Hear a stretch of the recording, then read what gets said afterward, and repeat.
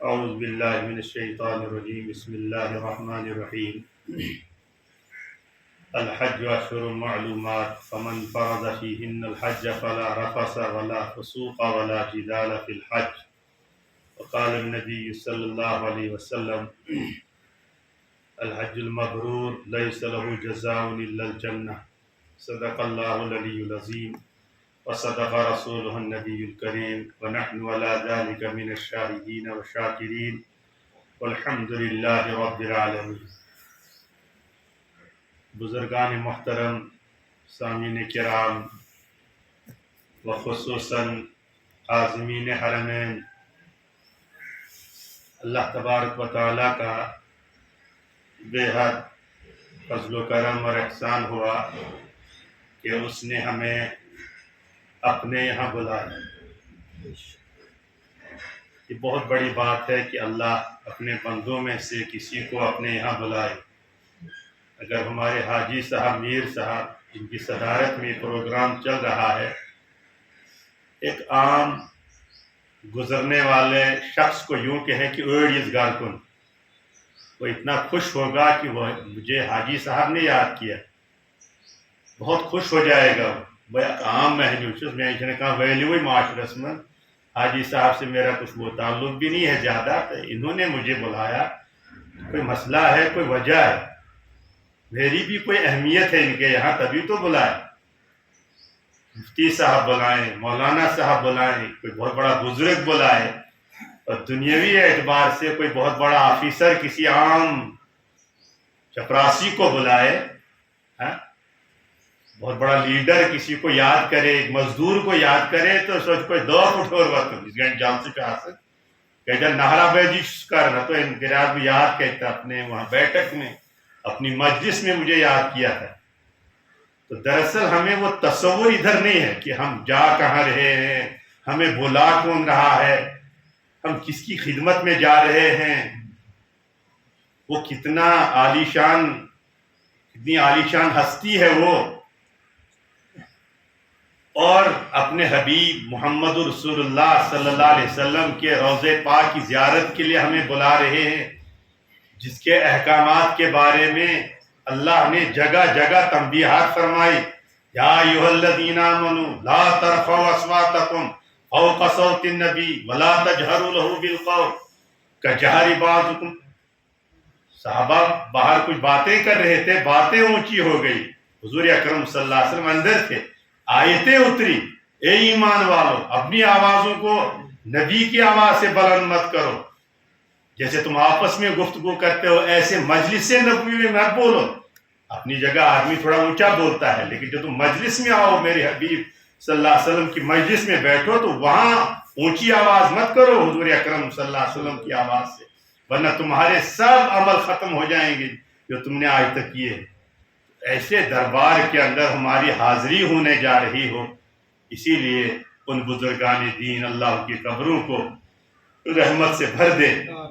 ان کے یہاں بڑا عجیب و غریب تصور تھا مکہ مکرمہ کی حاضری کا، مدینہ طیبہ کی حاضری کا۔ حضرت نانوتوی رحمۃ اللہ علیہ، حضرت گنگوہی رحمۃ اللہ علیہ جب جاتے تھے حج کے لیے تو اس زمانے کے اندر اونٹوں کا سفر ہوتا تھا، وہاں جا کر ریگستان کے اندر، مکہ سے مدینہ، عرفات، مزدلفہ، جتنے بھی یہ مقامات، تو وہ حضرات پیدل چلتے تھے، پھر اپنا جوتا بھی اتار دیتے کہ ہم جس بارگاہ میں جا رہے ہیں کہ ہم وہاں جوتا پہن کر جائیں۔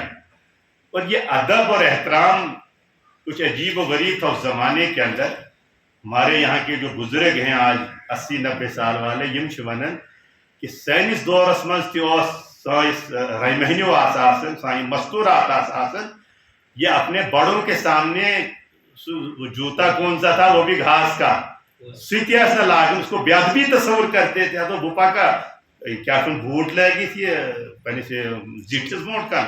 تو یہ ادب یہاں سے لے کر وہاں تک تھا، وہاں سے لے کر یہاں تک تھا۔ اب یہ آہستہ آہستہ نہ یہاں رہا، اور آہستہ آہستہ ہر جگہ سے یہ نایاب ہوتا جا رہا ہے ادب اور احترام۔ تو ہمارے اندر بھی وہ چیزیں کم ہو گئی۔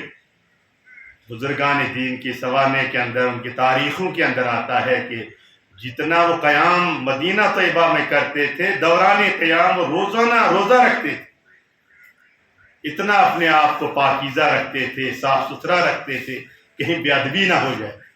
لیکن آج ہے کہ سب جائز یہ بھی چلے گا وہ بھی چلے گا، یہاں تک کہ وہ اثرات ہی نہیں رہے جو اثر ایک حاجی ایک عمرہ والا لے کر کے آتا تھا۔ تو آہستہ آہستہ ان احکامات کے اندر جب تساہل ہو گیا، سستی ہو گئی، تو وہ اثرات بھی کم ہوگی۔ اس لیے آپ دیکھتے ہیں کہ آئے دن لوگ قافلوں کے قافلے عمرہ کر رہے ہیں، لیکن چند دنوں کے بعد وہ پھر اپنے اسی پہلی ڈگر پر آتے ہیں۔ ٹوپی بھی گائے، دنجن عمرہ گھومتے آسن، نماز بھی گائے، درود شریف بھی گائے، تسبیحات بھی گائے، جمعہ بھی گائے، تو پھر اپنے اس پرانے گندے ماحول کے اندر پھر لت پت ہو جاتا ہے۔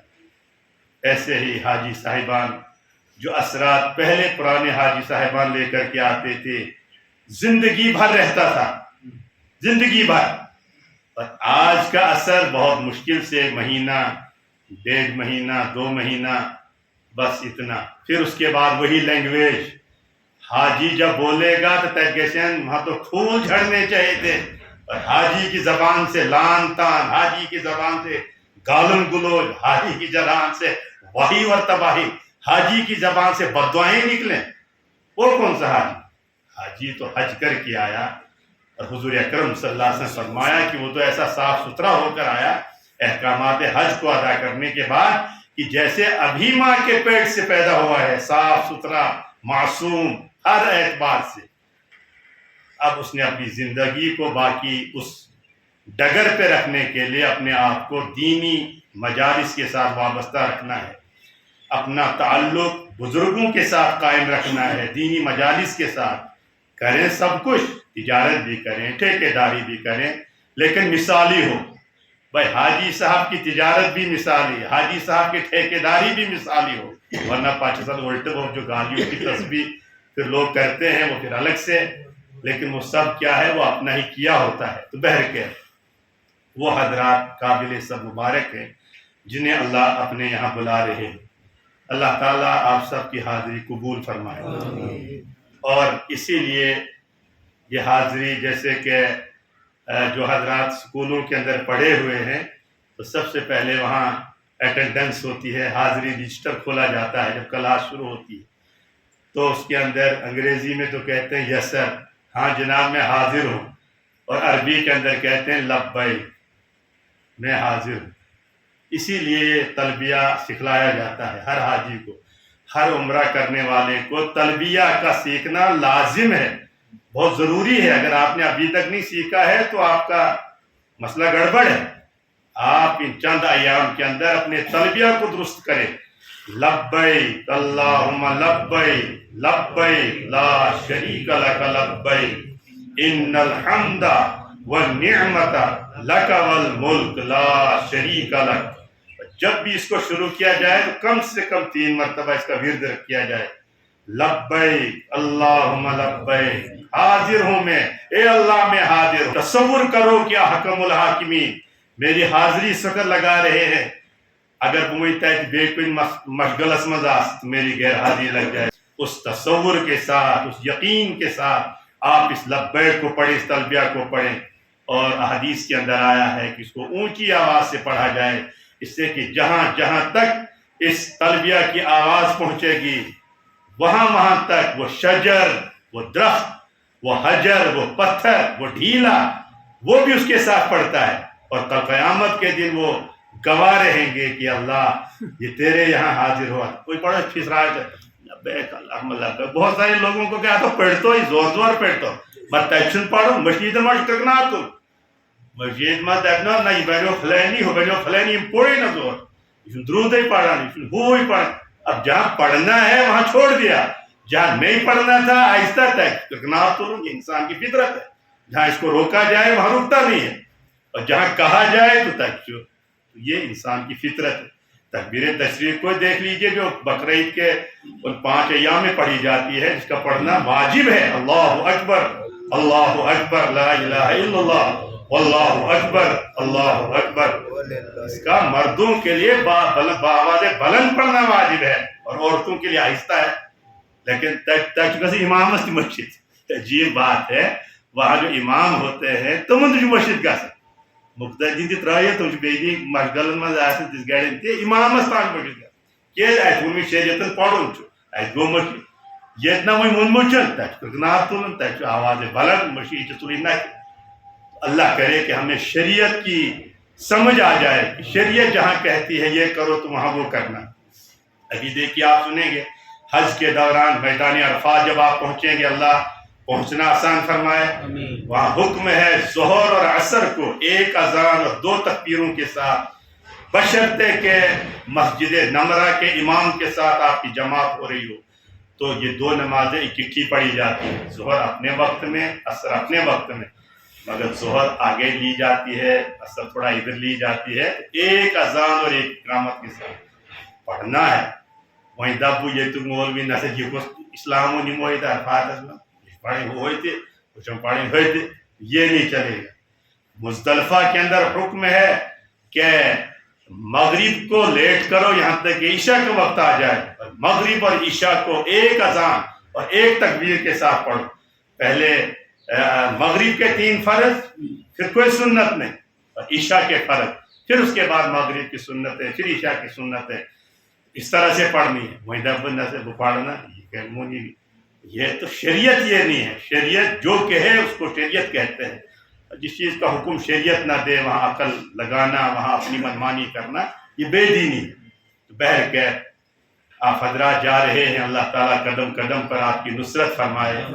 आदमी जितना इल्म वाला होता है उतनी आजमाइशें भी आती हैं।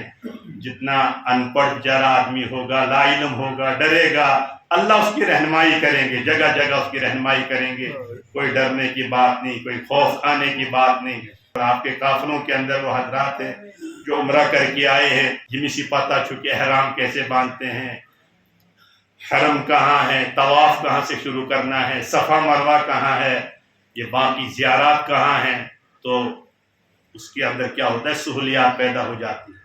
तो बहरकैफ जैसे अभी तक आप हजरात के सामने कहा गया कि हज और उम्रा, हम जिस हज पर जा रहे हैं उस हज में पहले उम्रा होता है, चाहे हम इधर से मक्का मुकरमा जाएं डायरेक्ट या मदीना तैयबा से होकर आए। किताबों के अंदर लिखा है कि पहले आदमी मक्का मुकरमा जाए, हज करे, फिर हज के बाद मदीना तैयबा की हाजिरी दे। ये ज़्यादा अफजल है। क्यों? इसलिए कि आदमी साफ सुथरा होकर हुजूर अकरम सल्लल्लाहु अलैहि वसल्लम के यहाँ तशरीफ दे जा रहा है। हमारा ऐसा ही हज हुआ था 99 के अंदर, जब हम गए पहले मक्का मुकरमा गए, हज हुआ, फिर हज के बाद हम मदीना तैयबा आए। लेकिन अब आदमी खुद मुख्तियार तो है नहीं, जैसे जहाज वाले चलाएं वैसे चलना है। अगर आप इधर से जा रहे हैं मक्का मुकरमा तो एहराम बांधना है। आपको जगह जगह गाइड लाइन होगी कि भाई यहाँ से आप एहराम बांधें, यहाँ से आप नियत करें, यहाँ से आप पर पाबंदियाँ आयद हो गई। तो जैसे अभी हमारे मुफ्ती साहब ने कहा कि एहराम, या मौलवी असलम साहब ने कि एहराम इस तरह से बांधना है, इसकी मशक आपने करनी है घर में जाकर। इसलिए हर आदमी को अपना तहबंद बांधना दुरुस्त तरीके से चुनी। तो उम्रा के अंदर एहराम का बांधना, नियत करना और तलबिया पढ़ना, ये 3 चीज़ें मिलकर एक फ़र्ज हो जाता है। उम्रा में 2 फ़र्ज हैं। अब वो इम्तरा चीज़, एहराम का बांधना, नियत करना, अल्लाहुम्मा इन्नी उरीदुल उम्रता फयस्सिरहा ली व तक़ब्बलहा उर्दू मज़मून जो शुद्ध, ए अल्लाह उस लोगों उम्रा हो एहराम गढ़ कि करुण आसान बेकरुण कबूल, और 2 ही चीज़ें कहनी है, ये करुण आसान बेकरुण, यही तर्जमा है इस अरबी नियत का।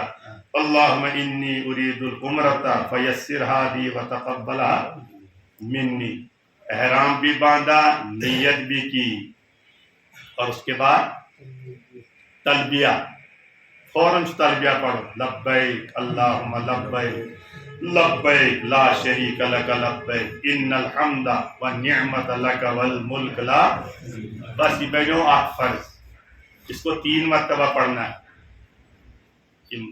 خواتین یمو تش پڑھن آہستہ سے، مردوں نے پڑھنا ہے بآواز پھر اس کے بعد 2 رکعت نفل پڑھنے، اس گڑے میں احرام چادر تھاویں کلس پر جب نفل آپ پڑھیں گے، نفل پڑھنے کے بعد سلام پھیرنے کے بعد اچھا تو یہ نیت کریں بس پہلے احرام باندھنا ہے، پھر 2 رکعت نفل پڑھنے ہیں بشرطے کہ مکروہ ٹائم نہ ہو حنفی مسئلے کے اعتبار سے، پھر سلام پھیرنے کے بعد اس چادر کو سر سے نیچے اتار کر احرام کی چادر کو اور پھر نیت کرنی ہے اللہم انی ارید العمرۃ فیسرھا لی وتقبلھا منی، اور پھر لبیک اللہم، اس کو پڑھنا ہے کم سے کم 3 مرتبہ۔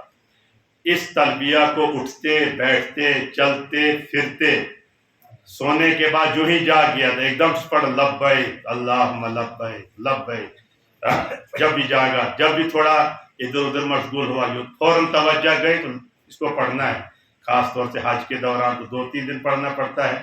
عمرہ توتا پڑھوں جہاں کعبۃ اللہ پر نظر پڑ جائے، جب وہاں نظر پڑ گئی تو پھر تلبیہ بند ہو جاتا ہے، اچھن پڑھنا۔ دوسرا فرض ہے طواف کرنا، 7 چکر کعبۃ اللہ کے لگانا۔ احرام باندھا، نفل پڑھے، نیت کی، تلبیہ پڑھا، وہیں کے گئے تم چند چیزیں حرام ہو گئی۔ خوشبو کا استعمال کرنا، خاص طور سے خوشبو جو ہے وہ حجر اسود میں بہت زیادہ لگی ہوئی ہے، حجر اسود جس کا بوسہ دیا جاتا ہے، ہر ایک کو یہ تمنا ہوتی ہے کاش میں میرا بوسہ وہاں پر ہو جائے۔ حضور اکرم صلی اللہ علیہ وسلم کے ارشاد ہے کہ کل قیامت کے دن حجر اسود کو زبان دی جائے گی، اس کی باقاعدہ آنکھیں ہوں گی اور وہ گواہی دے گا کہ اس شخص نے مجھے بوسہ دیا۔ یہ لکڑ کا اچھا نا بہت بڑی بات ہے، وہاں وہ گواہی دے گا کل قیامت کے دن، جو حاجی حج کرنے گیا ہے یا جو عمرہ کرنے والا عمرہ کرنے گیا ہے، تو یہ اللہ نے اوپر سے بھیجا ہے ہمارے لیے۔ ہاں ضمانتی جو سوچ بھائی یہ ضمانت اس گڑے یہ ہماری وہ ہو جائے گی۔ یہ چھ گھٹ کی دھماکہ گھن سفید یہ فوج صبح صبح کی بات تھی، تو میں فوج ایک دم تل ملا سب چوکنا تھے، اب اوپر نیچے جو جاتا تھا تم سے پوچھتا گھن نا بائی دی کچھ کام تھا مجھے بس اسٹینڈ میں۔ ہاں جی آپ جناب میں یہی کہوں کوئی ثبوت ایکچولی کہا نظریے میں تو وہ ہمارے غیر مسلم تھے وہ سپور والے ڈیلر روڈ پہ تھے، سوچا میں پوچھ میں جناب ان سے پوچھی ہاں یہ مولانا صاحب ہمارے ہاں چلو چلو۔ اب کتنا بڑا احسان ہے اس شخص کا کہ اب میدانی محشر کے اندر جہاں قسم کرسی کا عالم ہوگا وہاں حجر اسود یوں کہے کہ اللہ ہاں یہ آیا تھا، ہاں یہ لکڑ کا بہت بڑی بات ہے، تو حجر اسود کو بھی اس حال میں چھونا منع ہے کیونکہ اس میں خوشبو ہما وقت لگی رہتی ہے۔ اسی طرح سے ہم یہ کوشش کریں گے اور تمنا شاہسن کے کاغذ لاگا واسطہ پردے کو وغیرہ خوب لگائیں اور لاگن چھپات بون، لیکن اس حال میں نہیں جب آپ احرام کی حالت میں ہوں، اس لیے کہ سو پردے تشاسن معطر ہے وہ ہما وقت خوشبو ہی کے اندر وہ لگا ہوا ہوتا ہے تاکہ بار بار اس کو چھڑکاؤ خوشبو کا ہوتا ہے۔ تو اس لیے حالت احرام میں اگر ہم نے حجر اسود کو چھوا بوسہ لیا کعبۃ اللہ کے پردے کو پکڑنے بیٹھ گئے تو سمجھن گیسے سون ہو پیر گو حج ہمارا